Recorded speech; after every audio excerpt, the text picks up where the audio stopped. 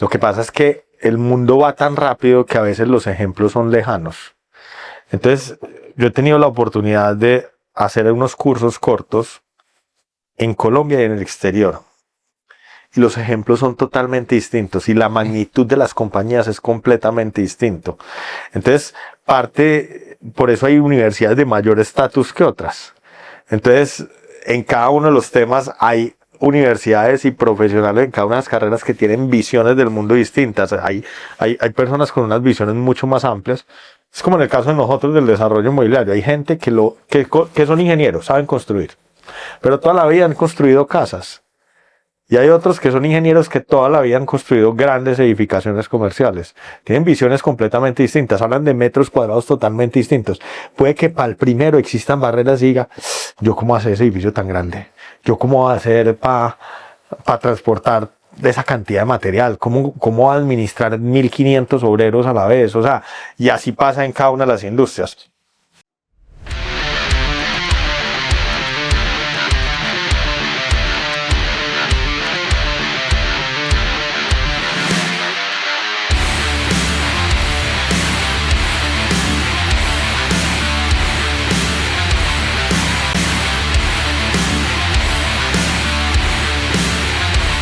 Laura, voy a empezar por la descripción que tengo de tu perfil. Administradora de empresas egresada de la institución universitaria Salazar Herrera y una de las jóvenes líderes más destacadas del ecosistema tecnológico en América Latina. En 2025 fuiste finalista en la categoría Best Woman CEO de los Best CEO Awards, convirtiéndote en la primera mujer colombiana y la más joven del país en alcanzar este reconocimiento internacional. Eres fundadora y CEO de Talent Hub, firma especializada en reclutamiento tecnológico con presencia en Latinoamérica, Europa y Estados Unidos, desde donde has conectado empresas globales con talento IT estratégico. Presides Jaguars, o cómo se le sí, Startups, comunidad de más de 2.500 emprendedores y eres vicepresidenta de la Asociación Internacional de Startups, impulsando iniciativas como FemPower. También eres fundadora de Colombian Business Market y embajadora de paz 2025 por la ODAE. Tu liderazgo combina innovación, tecnología y compromiso social, promoviendo el crecimiento del talento latinoamericano a nivel global. Estoy que aplaudo. Pues claramente, Andrés, una hoja de vida muy potente, sí. Te felicito. Pero pues esta es la descripción que hace mi equipo. Entonces realmente la invitación acá con Andrés es que nos cuentes pues realmente quién es Laura, quién es esa mujer, cómo arrancó, qué la motivó y cómo empieza, y ahí empezamos a contar historias, ¿te parece? Maravilloso. Bueno, primero encantada de estar aquí. Muchísimas gracias por el espacio, por la apertura a contar historias de personas de nuestra tierra. ¿Quién es Laura? Laura es una mujer apasionada, soñadora por lo nuevo, por aprender, por conocer, por compartir. Una persona extremadamente positiva y creo que eso es lo que me ha llevado a estar hoy donde estoy. Nací en Medellín, mi infancia la crecí en el norte, por los lados de la Estación Acevedo, un barrio que se llama Plaza Colón. Y el resto de la adolescencia la llevé por esta zona en el sur, en Guayabal. Crecí en Guayabal. Una chica que de 12 años, cuando sus padres se separan, se dedica a hacer deporte, como para buscar ocupar productivamente el tiempo y salirse como de esos contextos complejos que tenemos en nuestros territorios, en nuestros barrios. Y me enfoco en el deporte.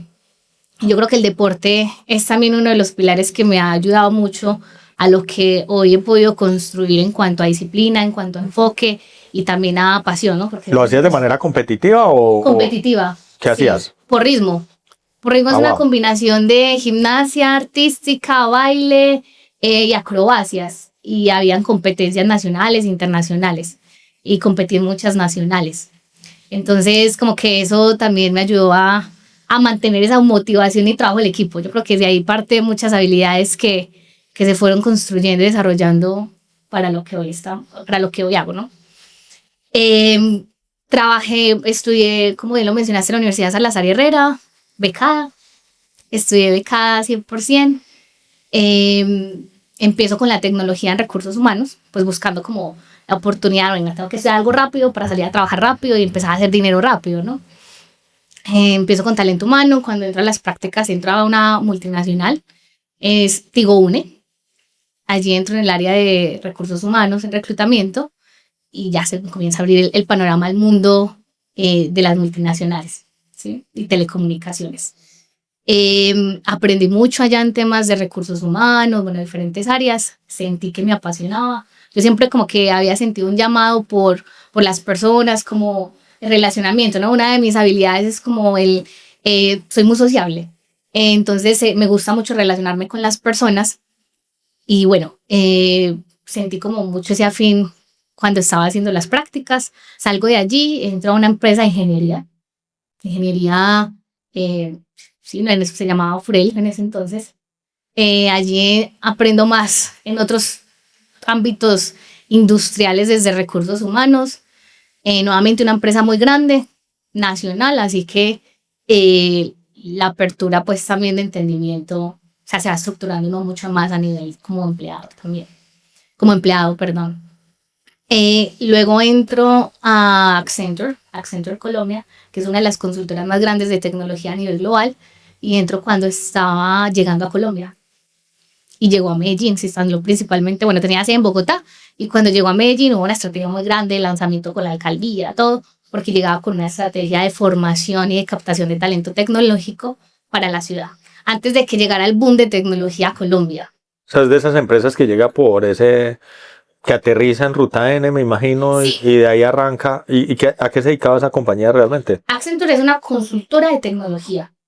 En todas las industrias trabajo. O sea, te asesora para implementar cualquier herramienta tecnológica. Así es, para implementar soluciones tecnológicas en todas las industrias. Es europea y bueno, está en todas partes del mundo. Entonces llegan esa estrategia con Ruta N, aterrizaje en empresas tecnológicas a la ciudad. Bueno, yo entro dentro de ese equipo de reclutamiento y comienzo como a entender el mundo de tecnología. ¿Eso es qué año más o menos? Yo tenía como 19, 20 años, tengo 29. Casi 9. Todavía muy joven, sí. Pero pues ahí está bien joven. Sí, estaba muy chiquita. Y entonces yo no sabía nada de tecnología, nada de tecnología. Para mí eso fue como desbloquear una neurona y que se aperturara a otro mundo. Pero tú estás en recursos humanos dentro de esa compañía. Pero no en tecnología. Entonces, recursos humanos, reclutamiento. Ahí solamente estaba en el área de reclutamiento. Y ya era comprender, pues, cómo funcionaba el mundo desde lo tecnológico, cómo eso como que se engrana con absolutamente todo, con la economía, entender qué hace un desarrollador, cómo le aporta un desarrollador a una empresa, cómo dentro de lo que hace con esa empresa le está aportando, obviamente, el impacto socioeconómico del territorio, lo que sea. Entonces, bueno, como que empiezo a entender un poco a nivel técnico, porque yo recuerdo que yo tengo una primera entrevista, es que tienen que buscar un desarrollador de aplicaciones móviles en iPhone y tiene unas especificaciones técnicas. Yo no sabía nada de eso. Me dicen, vea, aquí está la lista, haga como este chequeo que sí tenga eso. Cuando yo iba haciendo las preguntas, la persona me empieza a hablar súper técnicamente, a contarme historias y yo me sentía como, qué vergüenza. No le entendías nada. Nada, como si me estuviera hablando en chino. Yo, qué vergüenza, porque no puedo quedar como que yo no le entiendo. Tengo que ser capaz de sostener una conversación con esta persona. Más y pues va a entrar a la empresa, tenemos que hablar el mismo idioma. Así que de curiosa empiezo pues a investigar un poco, me siento con los desarrolladores de la empresa, a entender, venga usted, ¿qué hace usted? Lo que hace usted es desarrollador backend, pero ¿qué hace ahí? ¿Eso con qué se come? ¿Para qué sirve? Me empiezan a explicar así súper desmenuzado. Entiendo, o sea, me gusta. Luego, en ese entonces se lanza una estrategia de contratación masiva porque no había mucho talento tecnológico en la ciudad ni en el país. ¿Qué es una estrategia de contratación masiva? ¿Cuántas personas? 150 en 3 meses. O sea, necesitas 150 desarrolladores. Sí. Y en Medellín no existía, pues, hace 10 años, no sé, ese talento no existía en la ciudad. Ni en la ciudad ni en el país. Okay. Ya estaban todos en las empresas, pues, que estaban top. Así que se creamos una estrategia como de captación, nos vamos a otras ciudades, traemos gente de Cali, de la costa, para que se muevan a la ciudad y para contratarlos.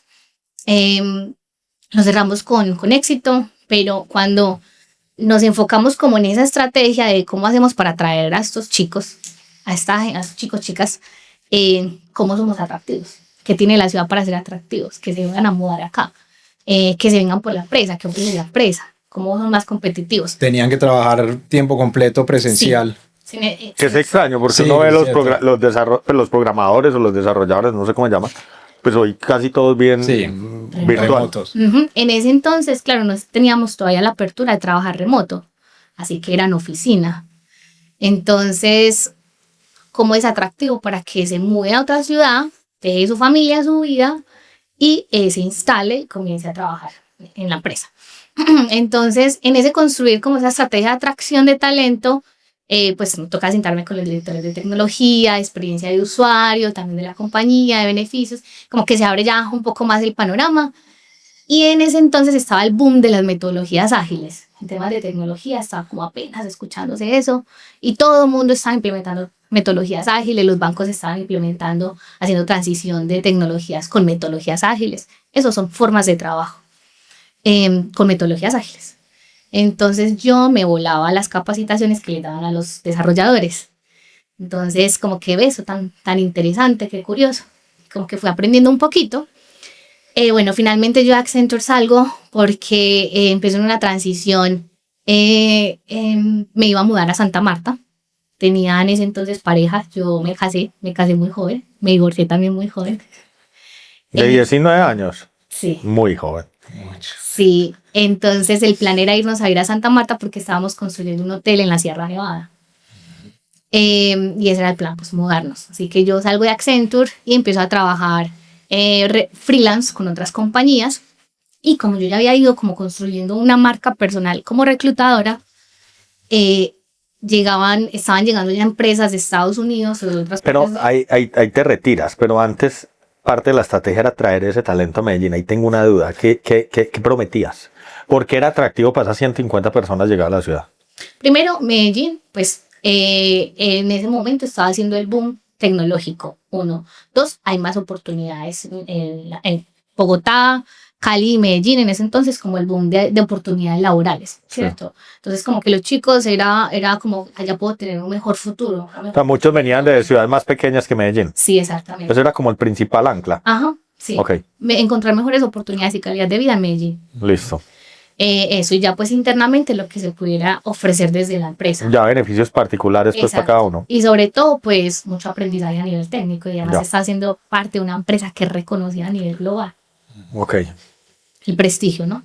Entonces, bueno, empiezo a trabajar freelance con otras compañías, empiezan a buscarme empresas de Estados Unidos y de otras partes de Latinoamérica porque ya estaba más grande la burbuja del talento tecnológico. O sea, te buscaban precisamente para ir a contratar talento. Sí, y para entender el mercado. Cómo están las bandas salariales en Colombia, en Argentina, en Venezuela en ese entonces, dónde es mejor. ¿Y tu marca personal ahí cómo crece? Porque es que tú estabas trabajando bajo el letrero de una compañía. ¿Cómo? Crece orgánicamente porque como yo todo el tiempo tenía que estar... ¿Pero hacías bulla en redes o algo? No, cero. Es o sea, te conocían los colegas. Me conocían los colegas y pues cuando uno normalmente usa la plataforma LinkedIn para hacer búsquedas de talento personalizado. Entonces como que ya había yo generado una atracción en esa plataforma y había generado mi propia base de datos también. Ok. Y como que la referenciación. Y cuando ya pues me buscaban por redes o para temas de reclutamiento, yo salía posicionada. No sé cómo lo hice, la verdad, pero salía posicionada. Cuando yo veo eso, que empiezan a llegar tantas empresas a indagar cómo es el mercado, cómo le deberían pagar, qué se debe tener en cuenta, incluso cómo aperturar empresa acá para contratarlos directamente como empleados, cuáles son los beneficios, o sea, como todas las condiciones a tener en cuenta en contratación y en perfiles de tecnología. Entonces yo ya entro como a asesorarlos y lo hacía de una manera de vocación al servicio. Gratis. Sí, regalada. Exacto. Gratis. Yo no, tan chévere porque van a llegar más oportunidades para los pelados, ¿no? Y luego yo como que, a ver, yo sé hacer esto, me gusta.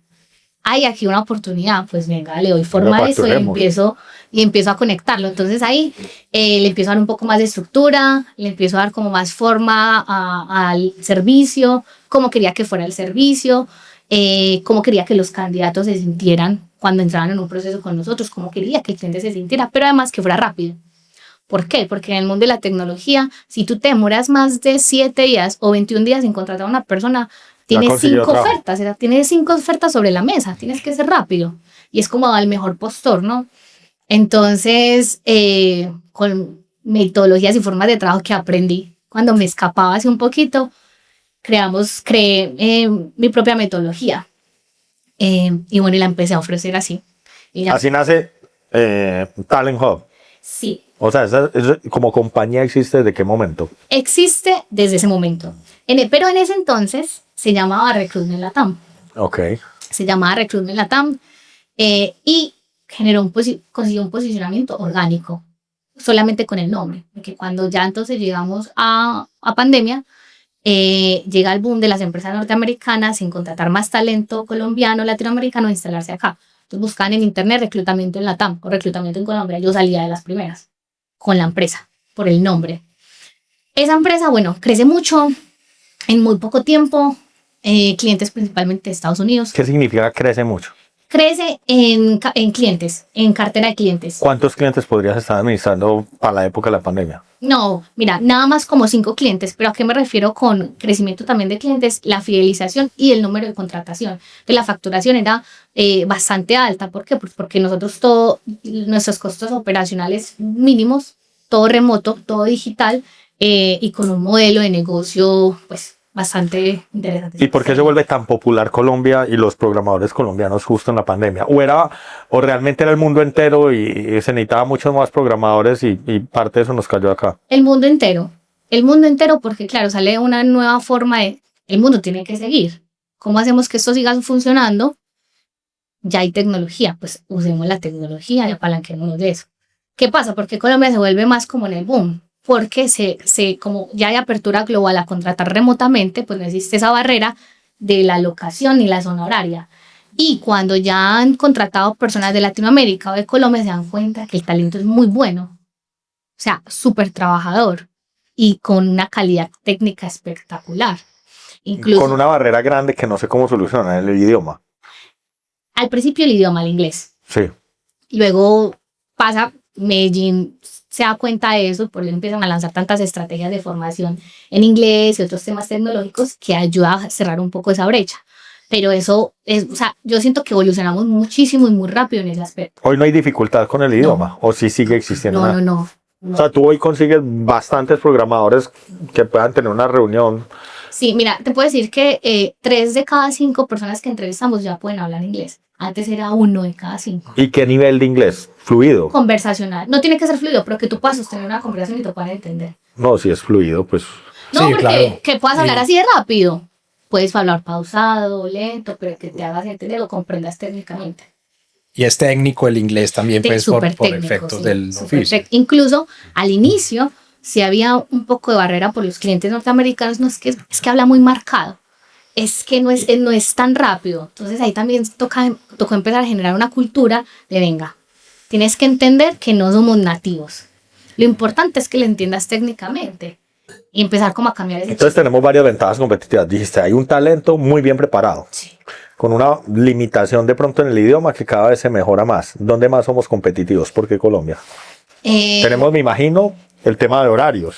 Los horarios, claro. Estamos en el mismo horario pues, de Estados Unidos en gran parte. Sí, en el Exacto, mejor, sí. No sé si somos competitivos con Europa y el Asia. Todavía no tanto, porque en ese lado... Pero tampoco son los grandes programadores del mundo, por lo menos. No. E incluso, pues, conversaciones que yo he tenido con empresas de tecnología de Europa, pues les interesa más migrar hacia este lado. Yo tuve un cliente que su base estaba en Ucrania y cuando llega la problemática en Ucrania, comienzan a migrar todo el equipo operacional a Colombia y a contratar todo su equipo en Colombia para sostenerlo, porque ya estaba el eco del talento colombiano y también porque es más económico que en Estados Unidos. Esa me choca a mí siempre, porque nuestra ventaja competitiva es la del precio. que se implanta mucho en el discurso. En el discurso siempre hablamos, no, hay una oportunidad para programar, pero siempre terminamos compitiendo es por precio. Entonces nos volvemos maquiladores de software. Es como cuando en su momento las grandes compañías textileras en Medellín, todas eran maquiladoras, nunca compitieron, pues habrá casos pues, pero la gran mayoría simplemente, será el término, confeccionaban los blue jeans o la ropa, Sí. pero no creaban marca propia y pues de alguna manera explotaban el talento sin quedarnos con la marca, pues, o con ese valor agregado que al final la marca es lo que más valor da. Yo creo que hoy una de las compañías, yo conozco el caso particular de Polígonos, no sé si los conoces, José Cardona, pues está muy metido en el tema de tecnología y es una de las pocas compañías en el país que está desarrollando, por ejemplo, videojuegos propios. Porque dijo, el negocio no es, o sea, él sigue manteniendo una línea de negocios gigantesca donde pues funciona como maquila o como desarrollador para clientes en el exterior, pero también está haciendo una apuesta paralela con ese aprendizaje que tiene, algo parecido al modelo chino. Aprendieron de los grandes, los contrataban, maquilaban, pero en algún momento son capaces de dar el salto a voy a dejar de ser simplemente la maquila o el contratista y voy a empezar a hacer mis apuestas propias de alto valor, donde voy a crear una marca propia, voy a posicionar algo y voy a ir a competir en el mundo, pues, con producto propio. Es que nosotros tenemos con que competir a nivel global en materia de tecnología, de software. Impresionante. Pero lo que pasa es que no lo creemos. ¿Tú crees, Laura, que ahí ha habido un trabajo fuerte desde la academia? Porque en otras industrias nos quejamos a veces de la desalineación entre la formación y ya la ejecución de tareas. Esta fortaleza que describes viene desde ese proceso formativo académico. Sí, yo siento que hay una muy buena articulación en todos los actores del ecosistema para que se pueda atender esa oportunidad en el mercado. Porque ¿Quiénes son los actores, perdón? El sector público, la institucionalidad, por ejemplo, Rotaeno, Alcaldía de Medellín y universidades. Pero yo tengo una duda ahí grande y es que pues, lo que yo he entendido es que en el mundo de los programadores el título no es relevante. O sea, no es como que te llegue, cuando te llegan las hojas de vida, me corriges, estoy graduado en programación en algún programa de software que no me conozco ninguno, pues, pero no es así. Lo que entiendo es que finalmente les hacen unas pruebas de conocimiento y entiendo que muchas de las personas se capacitan a ellos mismos, empíricos, y funciona. Entonces, no sé, pues, cómo esté articulado, o sea, sí entiendo el trabajo en Ruta N, pero no sé qué tan articulado esté el sector académico con esto. Sí sé que hay academias, porque, por ejemplo, en el caso de Polígono, te tengo que hacer el contacto con esta compañía. José Cardona hace videojuegos, y para poder hacer videojuegos había que buscar el talento y la única solución que encontró era que había que preparar el talento porque nadie sabía hacerlo. Entonces pasan cosas como súper, pues que para uno parecen como extrañas y es el muñequito. Hay alguien que lo tiene que aprender a dibujar. Pero después de que lo dibujas hay que meterle vida. Entonces, para poderle meter vida hay que dibujarle unos huesitos y unas articulaciones. Y entonces hay un tipo que se especializa en hacer los movimientos de los huesitos.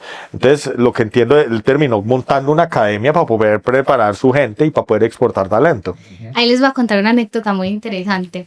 Eso, por ejemplo, también surge después de ese boom del talento tecnológico, las nuevas formas de aprendizaje, donde nace Platzi y otras plataformas como estas. Pero, ¿qué pasa? Voy a contarles de mi experiencia en Accenture, por ejemplo. Claro, llegamos a un momento donde ya no había más talento, tocaba formar. Los que veían en universidad todavía no estaban listos, no estaban para ser contratados, les faltaba un tiempo más de carrera, bueno, no coincidía como ciertas cosas o tardaban mucho. Sin embargo, los que salían de universidades tenían muy buenas bases técnicas para poder ya ir para adelante aprender lo que sea. ¿Qué se hizo, por ejemplo, en el caso de con Accenture? Se crearon semilleros de formación, donde eran formados por los expertos dentro de la compañía. Ya después se comienzan a hacer unas colaboraciones con las universidades para alimentar y amplificar las formaciones. ¿Qué pasa después? Se vincula a Ruta N, por ejemplo, venga, maximicemos esto y ya volvamos a la estrategia de ciudad. Entonces eso va escalando, pero inicialmente, claro, sale de la privada, entendiendo la necesidad que hay del talento, suplirlo rápidamente y amplificar con las universidades y con la institucionalidad. ¿Qué va pasando también después? En esos procesos formativos llega el boom de aprender empíricamente, aprender por plataformas o estudios cortos. puntuales. ¿Qué estaba pasando? Quienes entrevistábamos o participaban en procesos de selección, que encontrábamos muchos vacíos de conocimiento. Entonces, como que en algún punto tenían que regresar de alguna manera a la academia solamente para las bases estructurales, ¿sí? Cosas que no da cuando tú aprendes algo puntualmente. Eso va a sonar muy técnico, pero, por ejemplo, vas a aprender de científico de datos, ¿cierto? Pero y te enseñan con unas herramientas, unas tecnologías o quizá unos lenguajes de programación, pero la estructuración, por ejemplo, estructuración o programación orientada a objetos o cosas muy técnicas que te dan la estructura sistémica para que pienses en cómo resolver un problema a nivel tecnológico, te lo da un poco más la academia. Claro. Y eso, por pues ejemplo, hay una estructura mayor en la forma de capacitación. Y eso lo entendimos también cuando llega, por ejemplo, este cliente de Ucrania a contratar talento, y encontrábamos personas que eran aquí líderes técnicos, casi que CEOs o CTOs, y los evaluaban como unos middles, como cargos medios, porque tenían esos vacíos sistémicos o de estructura. Y eso es muy importante. Y ahora, pues con la inteligencia artificial y mucha gente ha caído en comentarios que yo creo que son muy light. Yo he caído en esos comentarios. Una vez se lo hice a la rectora de AFID, donde le dije cuál es el futuro de las universidades con la nueva forma de estudiar. Uno no va a necesitar una universidad. Y yo creo que el comentario fue muy respetuoso en esa conversación informal. Gracias a Dios somos amigos. Pero me respondió, me dijo, Lucas, hay cosas que se aprenden con estructura, con tiempo y con relacionamiento, y eso no lo reemplaza ninguno de esos cursos. Y uno se pone como a revisar eso. Yo no sé si ella recuerda cuando me hizo ese comentario, pero uno se para desde la posición de uno hoy, que ya es una persona educada, que ha leído un montón de libros, que tiene una estructura, que sabe matemáticas, que aprendió una cantidad de cosas. Uno entiende el mundo distinto. Uno de pronto sí coge un curso, pero ya tiene una cantidad de bases gigantescas. Pero vaya, coja un niño o un adolescente que no ha tenido ni la preparación matemática, ni una estructura general. O sea, como hay que crear unos esquemas generales de pensamiento que yo sí creo que va a seguir vigente cierta información, con cierta educación, con cierta estructura, porque es que no todos nacen, pues no, o sea, uno desde que nace tiene que ir formando como paso a paso. No, ¿y qué estaba pasando? Que la gente o los desarrolladores no sabían qué era lo que estaban haciendo. Aprendí eso porque es el boom y por eso me van a pagar súper bien. Pero no sabe bien cómo funciona, no sabe para qué, no sabes qué estás resolviendo, cómo estás impactando socialmente con la responsabilidad que tienes con. Tú imagínate que eres un desarrollador backend de Bancolombia, por ejemplo, y tú no sabes muy bien qué es lo que estás haciendo, solamente recibes el requerimiento de lo que tienes que hacer. Pero no te das cuenta que si haces algo mal en un código puede afectar que se bloquee todas las transacciones a nivel global, a nivel país, perdón. Claro, falta el contexto corporativo, cuál es el negocio, falta todo, exacto. Sí. Y ya después estábamos como en que no sabían para qué era lo que estaban haciendo o por qué lo estaban haciendo. ¿Y sabes tampoco qué? se lo cuestionaban. Laura, ahí donde deja Lucas el comentario de la academia, tu experiencia, lo que nos cuentas es también que no solo en lo que te formaste académicamente es lo que te permite crecer, sino ampliar tu ámbito de conocimiento, ¿no? Y tal vez eso es lo que uno logra en un proceso formativo, formal, académico, es no solo conocer en nuestra área de conocimiento, que es la economía inicial de pregrado. No solo el buen economista es el que sabe mucho de economía, es el que sabe de muchas otras ciencias también y puede entender otras dinámicas para comprender mejor el mundo, que es lo que nos contabas cuando te metías a las capacitaciones de temas tecnológicos, que te hizo crecer también profesionalmente. Entonces creo que eso lo logra uno en la academia, ¿lo es así? Yo lo defiendo un poco, sí. Aunque también digo que va a haber mucha más articulación de la academia con las formas y con las tendencias. ¿Sí? Porque no puede ser también que nos quedemos, todo está yendo muy rápido y con la tecnología, el acceso a información mucho más, y que necesitamos realmente, ¿por qué nace la academia? Realmente para conectar y atender esas necesidades del mercado y darle más movimiento a la economía, pero es que nos estamos quedando muy atrás, súper atrás. Entonces hay que agilizar desde ese lado, manteniendo las nuevas formas, tendencias, formas de estudio. No nos podemos seguir quedando con las formas de estudio. ¿Sabes qué pasa con la academia? Tú tienes absoluta razón. La academia en muchos casos sirve de vehículo para mostrar experiencias que rompen barreras. Lo que pasa es que el mundo va tan rápido que a veces los ejemplos son lejanos. Entonces, yo he tenido la oportunidad de hacer unos cursos cortos en Colombia y en el exterior. Y los ejemplos son totalmente distintos y la magnitud de las compañías es completamente distinto. Entonces, por eso hay universidades de mayor estatus que otras. Entonces, en cada uno de los temas hay universidades y profesionales en cada una de las carreras que tienen visiones del mundo distintas. Hay personas con unas visiones mucho más amplias. Es como en el caso de nosotros del desarrollo inmobiliario. Hay gente que son ingenieros, saben construir, pero toda la vida han construido casas. Y hay otros que son ingenieros que toda la vida han construido grandes edificaciones comerciales. Tienen visiones completamente distintas, hablan de metros cuadrados totalmente distintos. Puede que para el primero existan barreras y diga, ¿yo cómo hacer ese edificio tan grande? ¿Yo cómo voy a hacer para transportar esa cantidad de material? ¿Cómo administrar 1.500 obreros a la vez? O sea, y así pasa en cada una de las industrias. Yo en enero estuve en el Foro Económico Mundial, en el de Davos, en Suiza. Sí. Y una de las líneas, bueno, en las charlas que estuve participando se hablaba sobre la educación, ¿no? Realmente cómo la educación o la academia está atendiendo el dinamismo de las tendencias tecnológicas, ¿sí? Cómo estamos avanzando tan rápido y eso también cómo entra cada una de las industrias. Y una de las reflexiones que yo como que generé después de la experiencia allí fue las universidades, hablo de Latinoamérica, ¿no? Comparándolo como allí con la experiencia. Bueno, primero, ¿cómo es posible que no hay presencia en nuestras instituciones académicas en espacios como esos donde se está generando conocimiento? Y hay transferencia de conocimiento. Allí se construye la narrativa geopolítica y de tendencias en el mundo, o sea, de lo que va a pasar en el mundo. ¿Y cómo es posible que nosotros todavía sigamos estudiando, aprendiendo bajo metodologías o esquemas de trabajo con ejemplos que ya no aplican a los nuevos mercados? Entonces hay una desconexión muy grande y se trata también de temas de transferencia de conocimiento y nos toca estar en donde se está generando el conocimiento, porque Latinoamérica no está en una mesa de esos participando, no porque no tengamos la capacidad, porque tenemos la capacidad de sostener conversaciones en materia de talento, de negocio, pero no cruzamos a ir un poco más allá de generar nuestro espacio, poner también una voz en esos espacios. Nosotros mismos nos vamos damos como 3 pasitos y luego nos damos más hacia atrás.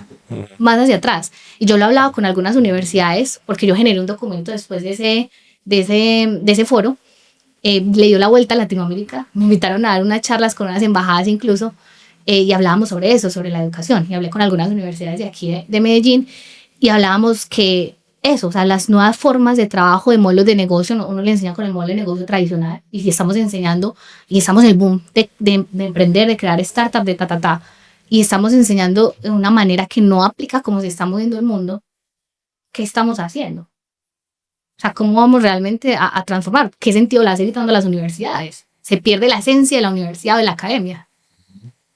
Y son los ecosistemas, o sea, no toda la culpa es la universidad, también hay que crear ecosistemas fuertes. Entonces, por ejemplo, yo no creo que exista un hub de tecnología más importante que Silicon Valley.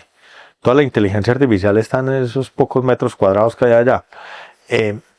Pero se da es porque las conversaciones todas giran alrededor del mismo tema. Uno le debería apostar más a las conversaciones gremiales. Entonces, yo entiendo que hoy en Colombia hay un ecosistema de tecnología importante en Bogotá, que en algún momento lo llamaron la mafia, Rapimafia, creo, alrededor de eso, pues por ponerle un nombre. ¿Cuántas conversaciones de colegaje terminarán en nuevas ideas y qué tanto se acelerará eso? A uno le pasa en su sector. Por ejemplo, nosotros hoy tuvimos una reunión conociendo un edificio. Estábamos conociendo el edificio de un colega y ese colega nos contó la historia de todos los problemas que tuvo los retos que tuvo en el desarrollo de su edificio. Una cantidad de retos normativos, pero de ahí salieron una cantidad de ideas, en principio informales, que pueden madurar en toma de decisiones gremiales, que pueden terminar en marcar diferencia a nivel de municipios. Estamos hablando particularmente de un tema de inestabilidad jurídica, contra los desarrolladores que generan una cantidad de pérdidas inmensas, pero de ahí podrían salir soluciones que son muy prácticas y que les sirven a un ecosistema. Entonces, pues yo creo que ahí sí la gestión que tú haces, porque te he visto que según tu hoja de vida estás en una cantidad de cosas como líder, esas conversaciones de experiencias en muchos casos alimentadas con una universidad o con un sector educativo que también reciba retroalimentación de eso, se convierte en la creación de ecosistemas muy potentes de retroalimentación, por decirlo de alguna manera. Y creo, pues tú lo has dicho, eso es como la esencia de un ecosistema. Pasa que hay de todo en los ecosistemas, ¿no? Y se necesita tener apertura de todos los lados. Y hemos también caído en una tendencia más de construir ecosistemas que ecosistemas. Y lo que acabas de mencionar, traigo también un punto que me generó mucho ruido allá en el foro, y hablaban de la responsabilidad que deben tener los emprendedores o los empresarios con el ecosistema. Sí, porque realmente somos unos voceros, unos embajadores invisibles de la nueva diplomacia, y cómo realmente también influimos en transformar territorio, pero es que nos desconectamos. No nos articulamos los gremios, por ejemplo, para dar movimiento o transformar como lo que realmente necesitamos para que genere una mejor transformación, un desarrollo económico.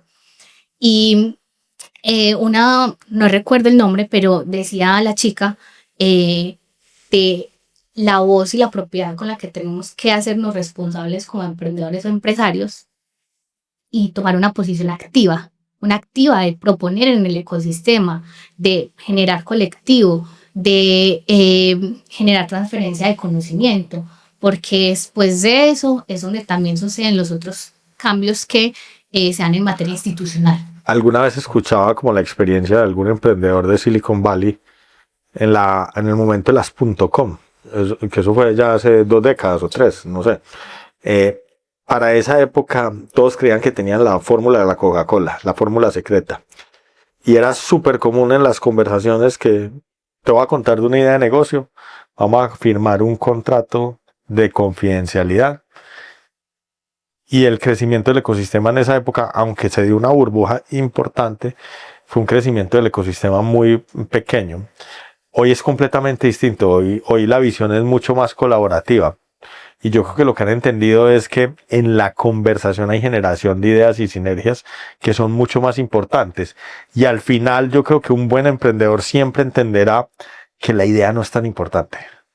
Siempre es la ejecución. O sea, las ideas salen, pues nosotros hemos hecho aquí ejercicios especulativos 1000 veces, Andrés, y las ideas salen en 30 segundos, vaya, ejecútela, que ahí está lo complicado. Entonces no es tan fácil de copiar, o sea, con que me des un nombre sofisticado, una idea, pues no significa que tenés un negocio montado, hay que aterrizarlo. Por ejemplo, nosotros en mi empresa, por ejemplo, con Talent Hub, hay muchas empresas que hacen lo mismo.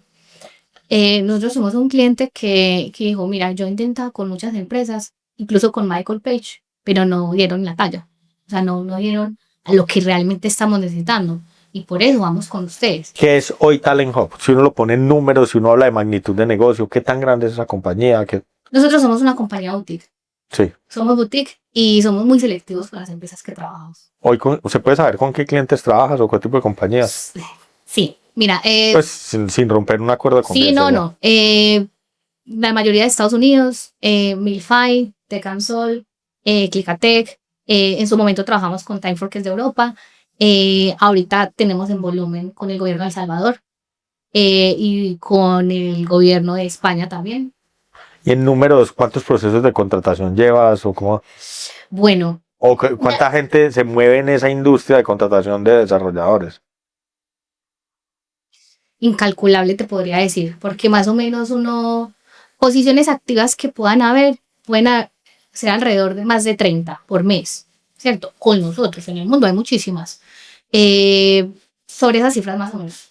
Okay. Pero nosotros buscamos, como somos tan especializados y buscamos como una experiencia muy cercana, muy humana, abordamos como con la capacidad que tenemos. Y es decir, por ejemplo, un reclutador tiene la capacidad de abordar 12 posiciones por mes.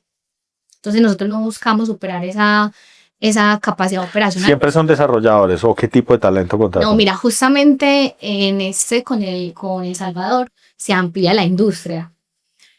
Nosotros somos de nicho y nacimos de nicho de tecnología, pero tenemos la capacidad de abordar otras industrias. Médicos, tutores, asistentes, de otros gerentes de obras. ¿Y cuál es el factor diferenciador de tu compañía sobre cualquier otra compañía de, de, pues, cazatalentos, por ponerlo de alguna manera? El agilismo y la cercanía, o sea, un proceso muy humano. Te hago una pregunta, pues tú que estás en ese negocio, ¿cuál es el secreto de la contratación? La cultura. Explícate. Entender muy bien la cultura de la empresa. Sí, porque finalmente las empresas la conforman las personas y cualquier persona que vaya a llegar para que buscan las empresas que tengan una relación a largo plazo y que esa persona no se vaya pronto. Costoso es hacerle el proceso de onboarding, buscarla y mantenerla. Y eso tiene que haber un engranaje ahí con lo que es como individuo y la esencia, la cultura que tiene la compañía. Si la empresa entiende muy bien cuál es ese ADN, lo hace ese match a nivel técnico con esa persona, va a potenciar mucho más esas habilidades de la persona para que genere más valor dentro de la empresa. Por ende, va a generar como que en su consecuencia en la persona, fidelización, que se sienta motivado, que se sienta cómodo en el lugar donde está, porque va a querer irse si está en un lugar donde se siente. Yo estoy de acuerdo en lo que dices, pero entonces quiero como aterrizar esto en un paso a paso. Para nosotros es un problema la contratación hoy. Pues siempre ha sido retador la contratación. Yo no sé si el que no es empresario se dé cuenta de eso, pero en una compañía normal, porque he preguntado bastante, no sé tus datos, hay una rotación de alrededor del 30% de la población anualmente. Los procesos de contratación para contratar a una persona, cada vez que uno sale a contratar, ve por lo menos 5 o 8 hojas de vida. Eso lo que demanda en tiempo es gigantesco. Y muchas veces pasa, el peor de los escenarios para mí es cuando uno contrata y no encuentra el match perfecto. A veces sale el que es malo, ese se va muy rápido. Es costoso, pero se va. Pero a veces termina uno contratando a una persona que es mediocre para el cargo, no es el mejor para el cargo. Entonces, yo creo que yo quisiera como saber cuál es el paso a paso correcto. Ya me dijiste algo de cultura. Interpreto que tu respuesta significa conocer muy bien cuál es la cultura de tu compañía. Identificar esa cultura para ir a comparar el perfil de la persona que estás reclutando con si hace match con esa cultura o no. Eso me imagino que es lo que estás queriendo decir. Y también dentro de esa cultura que va también el estilo de liderazgo y la forma de trabajo. Porque puede que la persona sea muy buena a nivel técnico con lo que están buscando, pero en un par de meses se va a ir porque no se sintió cómodo. Las personas por naturaleza vamos evolucionando y psicológicamente buscamos es donde acomodarnos con lo que todo nuestro entorno hace esa afinidad. Buscamos por naturaleza el reconocimiento, sentirnos parte de algo y que estamos generando valor. Si dentro de la compañía entendemos eso, lo engranamos con el core de negocio, obviamente eso tiene claramente su aterrización de perfil, de forma de trabajo, de liderazgo, son nuevas formas de liderazgo también, comprender qué está queriendo los individuos en este momento de vida, que si necesitan más el compartir con su familia, o sea, porque se le está dando más prioridad como a la conciencia, ¿no? Cómo eso puede entrar a jugar dentro de lo que nosotros somos en esa esencia de la compañía sin descuidar el core de negocio. ¿Qué pasa muchas veces? Porque eso nunca funciona, porque el área de recursos humanos y de contratación está completamente desligada del negocio. Los de recursos humanos no entienden bien qué hace la empresa. Sí, claro. No entiende el negocio. Si cada día que pasa que no tienes a esa persona contratada, ¿cuánto estás dejando de percibir? ¿Cuánto estás perdiendo? Los de recursos humanos en muchas ocasiones son, yo recibo eso, lo que me demora en conseguirla, pero no entienden el impacto en el negocio. Entonces, venga, entendamos todo esto y también es reeducar también a los líderes de cómo debemos encajar mejor esa forma sin perder la identidad de lo que es la compañía. Eso es un ejercicio muy bonito, la verdad. Sabes que también he identificado que es como retador. Muchas veces se hacen procesos de contratación para apagar incendios, pero se olvidan cosas básicas como la definición del perfil. Entonces, por ejemplo, vamos a contratar un comercial. No hay nadie que saque el ejercicio juicioso. Pues primero entender la cultura de la compañía para ver qué persona es. Y lo segundo que pasa es que después un comercial, usted sabe vender. Y lo contratan, pero nunca definieron pues cuáles son las funciones, cuáles son los objetivos, o sea, y eso yo creo que hay que hacer un ejercicio juicioso. Nosotros, por ejemplo, en esta compañía estamos haciendo cosas, me vas a corregir si son lógicas o no, pero ahora con la aparición de la inteligencia artificial, que todo se facilita tanto, empezamos a hacer lo siguiente, estamos definiendo muy claramente los perfiles de las personas. Las funciones completas, los entregables, qué se espera, etcétera. Pero empezamos a tratar de entender las personas desde varios aspectos. Entonces, entre los aspectos que estamos evaluando, estamos revisando varios test de comportamiento. Entonces, estamos revisando, por ejemplo, el enneagrama. Estamos haciendo otra cosa que se llama el DISC, que es a través de unos colores como que dice qué perfil de persona es. Yo no me sé la teoría, pero desarrollo organizacional sí la sabe.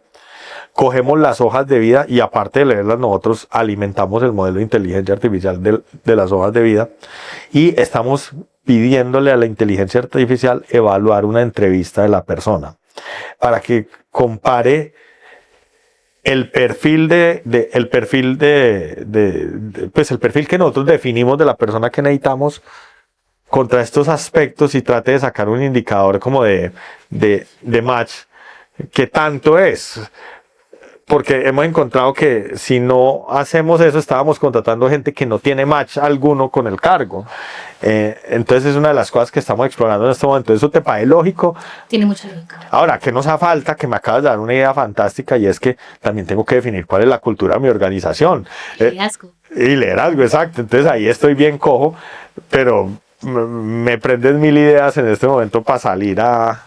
Van por muy buen camino. Van por muy buen camino y sobre todo en este tipo de industrias donde no ponen casi atención en las áreas de talento humano. Entonces, pues a mí me parece súper interesante lo que están haciendo porque realmente alimenta y puede generar como una ruta y un proceso menos sesgado y más humano también. Sí, de acuerdo. No, y ¿sabes qué pasa? Muchas veces hay falta profesionalismo de las áreas o hasta uno como líder de una compañía es muy light en que uno termina por interpretar que desarrollo organizacional o recursos humanos es simplemente contratación. Pero eso hay técnicas y eso, cuando uno empieza a mirar estos temas de enneagrama y del perfil psicológico de las personas y qué lo motiva y qué le llega, qué no, pues todos somos muy distintos. Es que eso es el corazón también de la compañía, porque es que desde ahí tú estás alimentando todo el modelo de negocio. De acuerdo. Toda la existencia de la empresa, de la compañía. Entonces, y vuelvo a lo mismo, y yo lo sigo defendiendo, es que estamos muy desconectados, sino es como la esencia del área de talento humano en una empresa. Y lo que tú decías es que nos quedamos más en la posición de contratar por urgencia que por propósito. Sí, y total. entender de verdad por qué estamos contratando. A veces sobrecosteamos por contratar de más perfiles que si te organizas y estructuras bien y perfilas, no necesitas contratar tanta gente organizando el esquema organizacional. Muchas startups se quiebran por eso. El año pasado yo fui juez del South Summit de Brasil y yo veía startups en fases iniciales, apenas levantando inversión, póngale casi $500,000 sin tener tracción, y un esquema operacional que uno decía, ¿cómo va a sostener eso cuando reciba inversión? ¿Cómo se va a mantener? ¿No? Se quiebran. ¿Por qué? Porque es en lo último que piensan. Es en lo último que piensan, cómo estructurar organizacionalmente los equipos de trabajo, para qué de verdad necesito este perfil. ¿Cómo puedo distribuir bien las cargas operacionales para que siga siendo funcional y se pueda optimizar? No saben. Y Sí. se quiebran por eso. De acuerdo. Te cambio el tema. ¿Qué es Jaguars Startups? Somos una comunidad, una asociación de startups, de emprendedores, de fundadores, que estamos en toda Latinoamérica. Nace de varios encuentros que se van generando en la ciudad de emprendimiento y que siempre nos encontrábamos, los mismos. O venían de otras ciudades, de otros países y armaban un grupito de WhatsApp. Ay, voy a estar allá para tal evento, encontrémonos. Para tal evento, encontrémonos. Y primero nace entonces como un grupito de WhatsApp.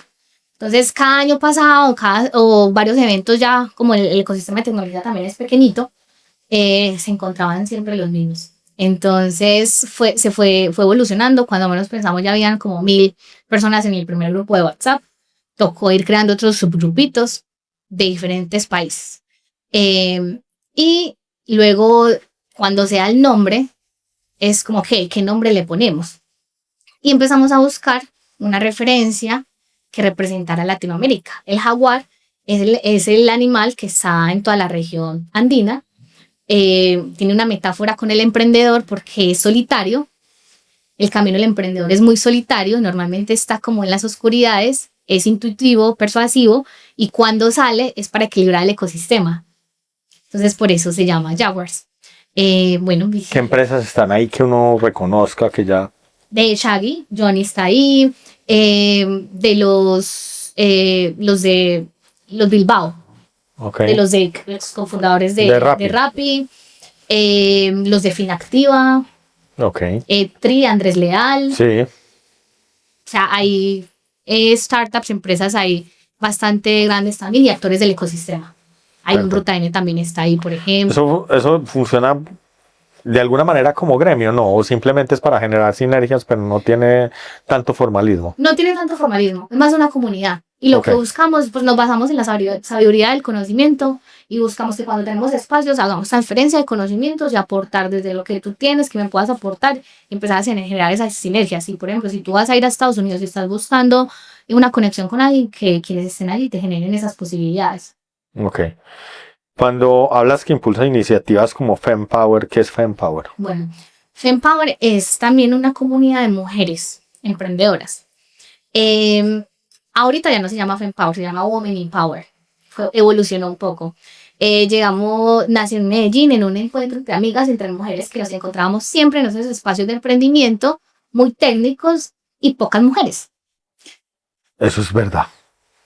Vaya pues encuentre mujeres en un tema de emprendimiento o en un tema de juntas directivas y pues voy a hablar sin tener una estadística, pero la desproporción es 1 a 10 más o menos. Es impresionante. Yo no sé si es mi gremio, pues, pero No, es en todos los gremios. Es en todos. Entonces nos encontrábamos las ¿eso a qué demás se siempre- debe? ¿Eso es machismo o qué es? ¿O cuál es la explicación? Yo siento que es un mix de ambas, porque finalmente somos una cultura muy conservadora. O sea, tú y sientes, machista. voy a hablar tú sientes que contigo son machistas. Ah, sí, no jodas. O yo he vivido casos impresionantes. Absurdos. Una locura y todavía. Además, ten en cuenta, mujer, joven y en Latinoamérica, mucho más. Ok. Sí, uno lo siente, pero uno aprende cómo a manejarlo. Pero Dame un ejemplo, por favor. un ejemplo, no, pues ahorita no se me ocurre así ninguno. Nada Me horrible. coge- pues. sí, no me cogió así a quemarropa, pero no, por ejemplo, cuando me dieron el premio de Ecofin, Titanes de las Finanzas en España, allí están todos los grandes empresarios de España, y principalmente de banca. Cuando eso es un premio del jurado, los nominan y los grandes empresarios de la junta directiva pues votan para quien queda premiado. Yo quedé premiada frente a una empresa muy reconocida de España y yo recién estaba llegando a España, pero con que la trayectoria, la propuesta innovadora, la conectividad de Iberoamérica con Latinoamérica. Entonces, cuando, claro, y de extrema derecha también, todas las personas que estaban allá, sale una persona chiquita, joven, latinoamericana, morenita, porque todos allá súper blanquitos, sí se sentía como, venga. Con tatuajes, con piercing. Sí, O o sea, sea, lo más disruptivo del Disruptivo, mundo. Claro, la gente se miraba, o sea, uno siente sus comentarios, sus susurros, todo, y como la incomodidad, pero también como rompiendo eso de "Mira, que es que ya estamos en una Otro apertura mundo". global", exacto, Sí. eso ya hay que abrirnos. En esos espacios, en espacios de reuniones, cuando yo voy en temas de negocio, sí como que la mirada o la postura, uno siente que no están en la apertura para que uno opine o participe. Uno como que le toca dar el paso y hacerse el lugar y hablar con fuerza. Por eso a las mujeres en este mundo le toca a uno desarrollar unas habilidades masculinas muy fuertes. Pero yo estoy en varias juntas y nunca he notado un comentario machista en esas juntas. De hecho, hay un respeto gigantesco y admiración por las personas, por las mujeres que están en esas juntas. Sí he notado comentarios machistas en reuniones de cierre de negocios. O sea, eso sí lo he notado. De empresarios muy poderosos que si hacen, pues ya mayores, no lo encuentro en gente tan joven, pero que sí como que no consideran o no respetan la opinión femenina de manera igual. No, o tú estás... O te lo voy a decir de otra manera, la mirada. La mirada, exacto. La mirada es muy jodida. Voy a hablar de negocios. Vea, nos vemos entre los hombres. Para ese lado no miramos. No, o se les cae la mirada. Eso ya me acabo de acordar de uno. Un espacio para tener una conversación profesional de negocios y la persona seguro te sacó el espacio porque le pareciste bonita y solamente te quiere ver, pero cuando le estás mirando a los ojos y estás hablando con esa persona se le cae la mirada todo el tiempo. Y uno ahí ya se da cuenta, esa persona Qué cosa tan extraña. es muy incómodo, pero eso pasa mucho. Entonces, bueno, volviendo ahí como al tema, nos encontrábamos las mismas de siempre en esos espacios de negocio, nos encontramos a tomar un café algunas y como que llegamos a temas personales donde estábamos como pasando situaciones similares y hablando precisamente como de esto que acabamos de mencionar. ¿Por qué no generamos un espacio solo de chicas? Vamos a un brunch, vamos a desayunar y pues hablamos como de todo un poco. Y al final como que nos dio por hacer una convocatoria abierta y llegaron 80 mujeres. Dios mío. Gustó mucho. Se volvió como un espacio seguro donde hablamos de muchas cosas, desde la mujer en el mundo de los negocios, desde el liderazgo, su mujer en el rol de mamá, hija, hermana, o sea, en todos sus frentes, y cómo no realmente existen espacios para tener conversaciones abiertas y vulnerables. Porque, claro, en un espacio donde te sientes segura, la apertura a historias y situaciones es diferente. Exacto. Ahora hay un tema de funcionamiento diferente. Yo pues no he ido a la primera reunión de hombres para estar vulnerables y quejarnos de lo que nos está pasando. O sea... Pero es la energía masculina, o sea, uno va y se da las batallas que tenga que dar si se lo traga. Funcionamos como muy distinto también. Sí, entonces se ve un espacio, una energía muy femenina, donde aperturamos que la vulnerabilidad no es una debilidad, sino más bien también un sentido muy humano. Claro. Y que nos caracterizan esa energía femenina y que no está mal. Y yo creo que lo que hay que respetar que cada uno es distinto, hay que entender que ella es mujer y que uno es hombre y que funcionamos distinto y entendemos el mundo es muy distinto. Exacto. Y una completa. No vamos a armar ahora pues el club de vulnerabilidad, weón.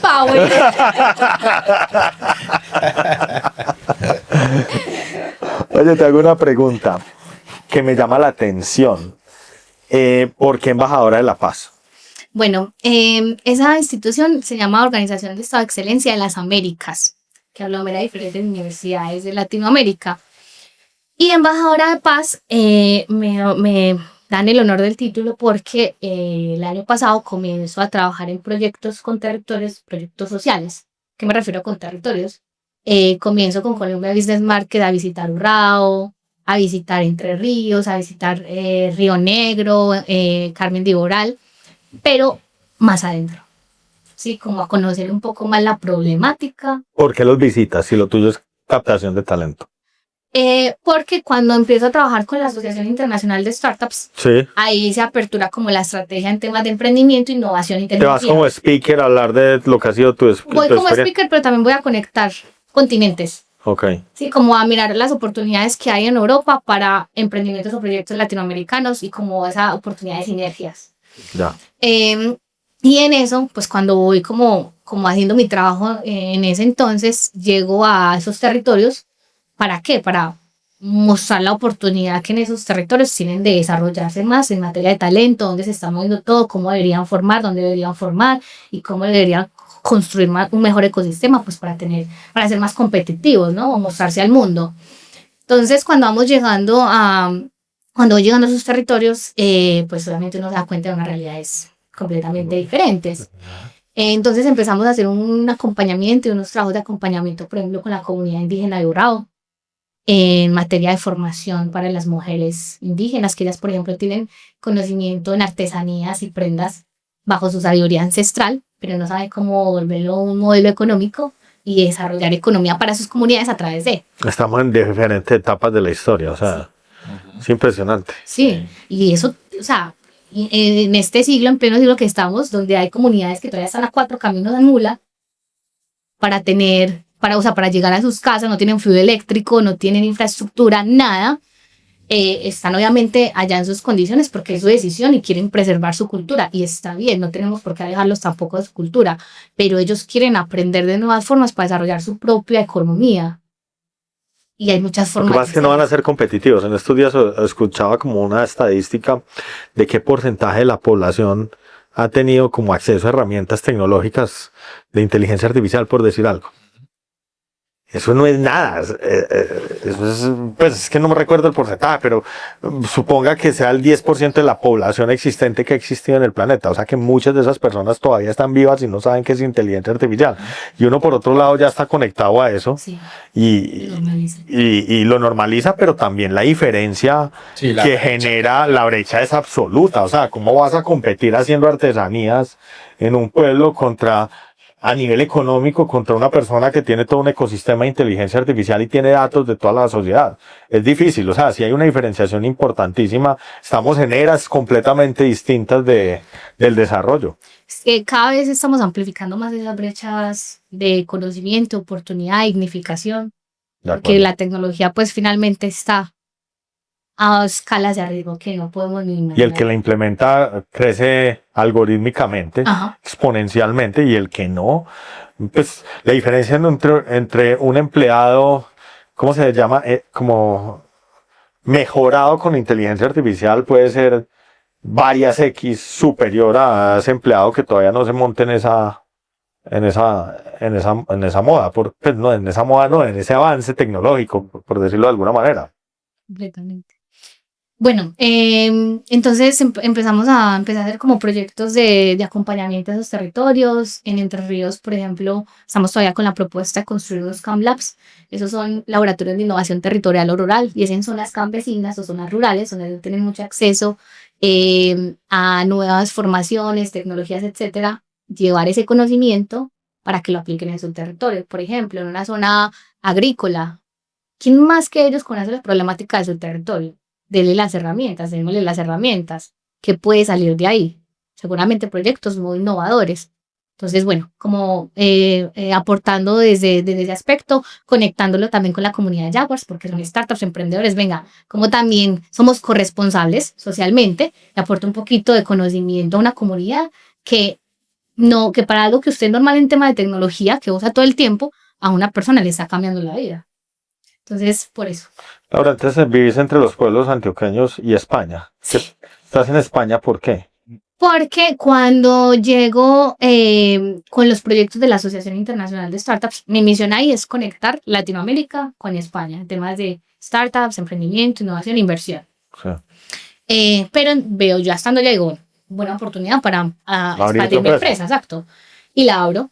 La abro allí y en eso voy. Entonces tienes empresa en Colombia y empresa en España. Sí. Y tenés gente acá y gente allá.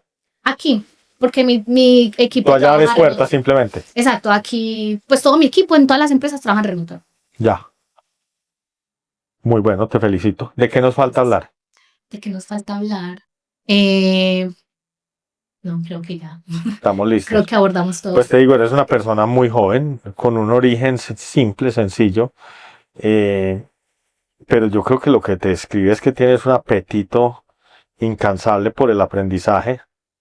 Por lo que uno mira acá, hay una preocupación general por el otro, por las personas. Yo creo como descrestado la conversación que tuvimos, Andrés, Sí, buenísimo. porque ojalá yo hubiera hecho tantas cosas a la edad tuya y hubiera tenido un norte como tan claro. Muchísimas gracias por el tiempo, de verdad.